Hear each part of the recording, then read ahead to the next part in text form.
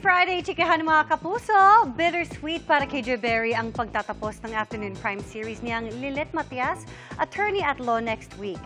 Pero napawi naman ang bahaging lungkot dahil sa extra special guest nilang napa-fangirl si Joe. Makichika kay Lars Santiago. Kagalang-galang sa suot niyang barong si Kapuso Primetime King Dingdong Dantes sa eksenang kinunan para sa kanya sa Lilet Matias, Attorney at Law. Pero patikim pa lang yan sa mga abangan sa finale week ng series next week. Tila isang awarding ang eksena na dinaluhan ng bida nitong si Joe Berry. Very happy nga raw si Dong na finally nagkasama na sila sa isang series. Matagal ko nang pangarap makatrabaho. Siyempre si Joe, napakaganda ng naging run ng Lilet Matias. This is my simple way of showing my support sa programang ito.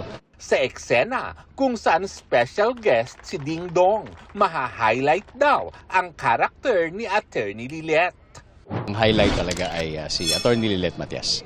So kung baga yung eksenang ito ay yung pagpapakita ng kahalagahan ng kanyang role bilang isang abogado sa lipunan. Grateful naman si Joe na naglaan ng oras ang Primetime King para gawin ang espesyal na eksena para sa series. Makikita niyo po ang ating Primetime King, Dingdong Dantes sa Lilet Matias, Attorney at Law. Hindi nga raw naiwasan ni Joe na magpaka-fangirl nang magka-eksena sila ni Ding Dong. Sobra po akong na-starstruck kasi ang tagal na nga po na pag nagkakaroon po ng pagkakataon na nag-uusap kami, lagi kong sinasabi, sana po magka-work tayo. Tapos binigay nga po ngayon. Kahit na very mabilis lang. Hopefully masundan. Nothing but good words din si Joe kay Ding Dong, lalo na pagdating sa trabaho. Napakagaan lang kasi hindi mo mararamdaman na Dingdong Dantes na yung kaharap mo kasi ipapa-feel niya sa'yo na na pwede kang maging komportable. Lars Santiago, updated sa showbiz happening.